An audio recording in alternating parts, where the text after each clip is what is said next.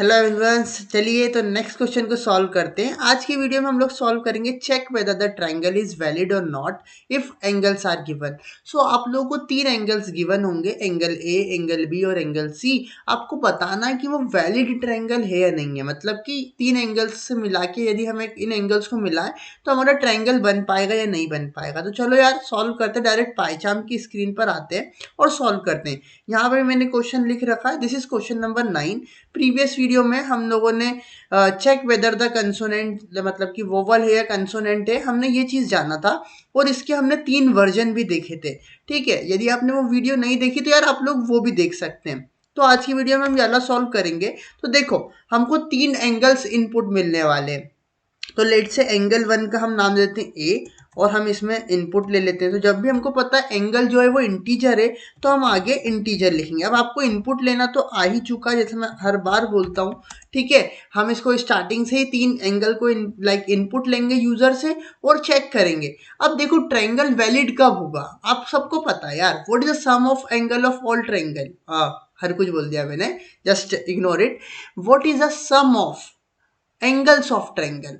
एक ट्रायंगल के सारे ही एंगल्स का सम कितना होता है? 180 होता है। तो हम क्या करेंगे, तीनों एंगल को लेंगे, तीनों का सम यदि 180 होता है तो हम रिटर्न कर देंगे वैलिड, अदरवाइज नॉट वैलिड। देखो, एंटर एंगल 1, हमने एंगल 1 इनपुट लिया।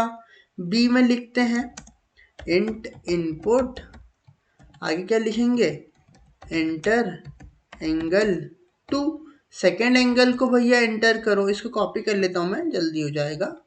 कंट्रोल V, यहाँ पे 3 कर देते हैं और देन यहाँ पे C कर देते हैं। तो इस तरीके से हमने क्या करा, हम इस तरीके से यूजर से 3 इनपुट ले सकते हैं। पहला वाला A में आएगा एंगल, दूसरा वाला B में, तीसरा वाला C में। देखो, आज मैं आपको एक और चीज़ इतनी शानदार बताऊंगा ना, यदि आप लोग एंड तक रुके तो आप लोगों का हिल जाओगे आप लोग, ये मैं आपको गारंटी दे रहा हूँ। ठीक है, तो चलो, आप लोगों को लगेगा कि वो सही है बट एक्चुअली में वो गलत होगा, है ना। चलो देखते हैं, मज़ा आएगा, है ना।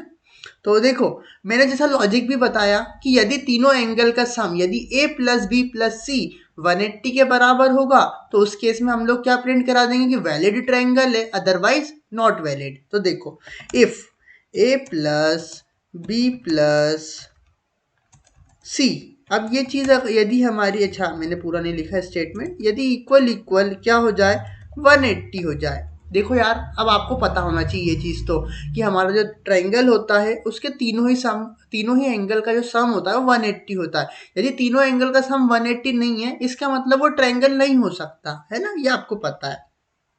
देखिए, एंटर करा, यदि ऐसा है तो प्रिंट कर दो। बहुत इजी सा क्वेश्चन है, पता ही है। तो प्रिंट कर दो क्या, ट्रायंगल इज वैलिड। वैलिड मतलब कि सही है, आप जो ट्रायंगल सोच रहे हैं वो सही है। यदि ऐसा ना हो तो क्या प्रिंट करा दो, प्रिंट करा दो ट्रायंगल इज नॉट वैलिड। ठीक है, चलो, ये बहुत इजी सा क्वेश्चन है यार, इतना सही काम था इसमें। बस रन करा के देखते हैं हमारा काम होता है या नहीं होता। देखो, रन कराया, एंगल 1 बोल रहा है तो लेट से हम एंगल 1 45 देते हैं। एंटर, एक और एंगल मांग रहा है, लेट से एक एंगल 55 देते हैं और एक और एंगल हम लोग देते हैं लेट से 80। तो आप लोग सम करो इन तीनों का। देखो, एक 80 है, एक 55, एक 45 है। तीनों का सम करोगे तो आपको 180 सम मिलेगा। 180 सम मिलेगा तो इसका मतलब ट्रायंगल वैलिड है। एक और चीज रन कराते हैं, यदि हम और कुछ एंगल दें, लेट से एक एंगल 20 है, एक 100 है और एक 40 है। ठीक है, तो इस केस में देखो नॉट वैलिड आ रहा है, क्योंकि तीनों का सम कितना आ रहा है, देखो 100 प्लस 40 प्लस 20 दैट इज 160। तो 160 तो होता ही नहीं है, तो ये वैलिड नहीं है। बट अब आप लोगों को यहाँ पे मैं पूछता हूँ आप लोगों से एक क्वेश्चन, क्या यहाँ पे हमारा कोड कंप्लीट हो गया है? यदि आप लोगों को ऐसा लगता है कि हमारा कोड कंप्लीट हो गया है तो मैं आपको एक इनपुट देता हूँ, आप उसे ट्राई करिए। ठीक है, हम यहाँ पे इनपुट देते हैं, लेट से हम देते हैं 180 0 0। अब मैं एंटर करने वाला हूँ। क्या 180, एक एंगल 180 का हो और दोनों दो एंगल जो है हमारे वो कितने के हों, 0 0 के हों, तो क्या हमारा ट्रायंगल पॉसिबल होगा? यार नहीं होगा, सिर्फ एक स्ट्रेट लाइन बन के रह जाएगी। क्योंकि एक एंगल तो 180 का दे दिया आपने और बाकी के एंगल 0 0 है। ये हमारा एंगल वैलिड नहीं होगा क्योंकि एंगल तो 0 हो ही नहीं सकता है ना हमारा। एंगल 0 मतलब देखो ये 180 एंगल होता है, ये 0 हो गया एंगल, तो एंगल 0 मतलब ट्रायंगल बन ही नहीं रहा है। लेकिन देखो हमारे लॉजिक के हिसाब से ये हमको वैलिड देगा, है ना। ये मैं क्यों बता रहा हूँ, मैं खुद अपना कोड लिख के अपनी कोड को गलत क्यों बता रहा हूँ, ताकि हमको यहाँ पे हम वैलिडेशन लगा सके। देखो ट्रायंगल वैलिड बोल रहा है जबकि ऐसा ट्रायंगल वैलिड नहीं है। सिमिलरली यदि यहाँ पे मैं ऐसा बोलूँ कि लेट से मेरा एक एंगल 50 है, एक और एंगल 50 है और लेट से एक और एंगल मेरा है 50, तो इस केस में नॉट वैलिड दे रहा है, ये सही है। लेकिन एक और केस हो सकता है, क्या हो सकता है वो केस, लेट से एक मेरा एंगल है 180, एक मेरा एंगल है लेट से 50 और एक और मेरा एंगल है -50। अब देखो इन तीनों का सम भी जब आप करोगे ना तो 180 ही आएगा और इस वजह से हमारी यारी लाइन प्रिंट होगी। देखो रन कराते हैं तो देखो ट्रायंगल इज वैलिड। जबकि क्या नेगेटिव हो सकता है हमारा एंगल, नहीं हो सकता है। तो हमको इस कंडीशन के साथ एक कंडीशन और चेक करना पड़ेगी एंड लगा के कि क्या हो, ये तो हो ही हो, साथ में हमारा जो ए है वो भी ग्रेटर देन 0 हो, मतलब ए को भी ग्रेटर देन 0 होना पड़ेगा एंड बी को भी ग्रेटर देन 0 होना पड़ेगा एंड सी को भी ग्रेटर देन 0 होना पड़ेगा। इन तीनों को यदि 0 से छोटे होंगे तो यार ये वैलिड थोड़ी ना होगा।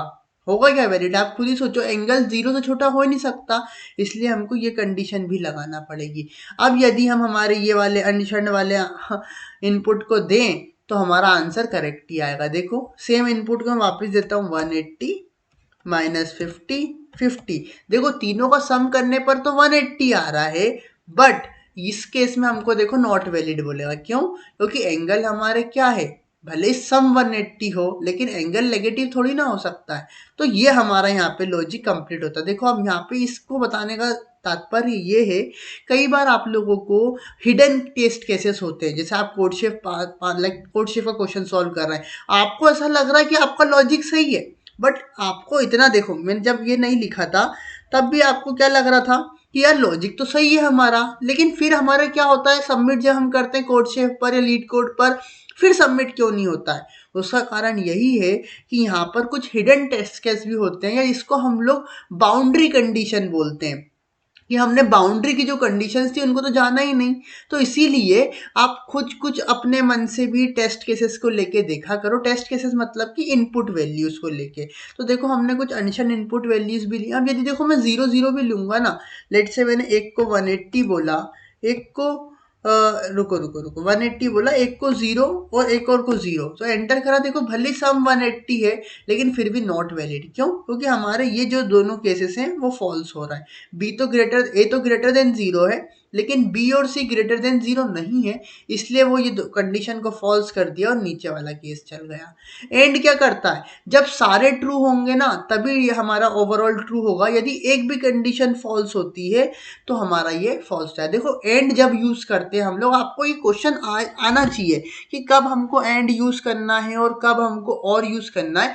जब हमको सारी ही कंडीशन को ट्रू करने पर हम इस चीज को अगर रन कराना चाहते हैं, हम ऐसा चाहते हैं कि हमको हमारी सारी ही कंडीशन फुलफिल हो, उस केस में हम एंड यूज करते हैं। एंड जब हम चाहते हैं कि अगर एक कंडीशन भी फुलफिल होगी तो भी काम चल जाए, जैसा कि हमने यहाँ पे करा था कि यदि हमारी एक कंडीशन भी फुलफिल हो जाए तो हम लोग क्या करें, वोवल प्रिंट करा दें।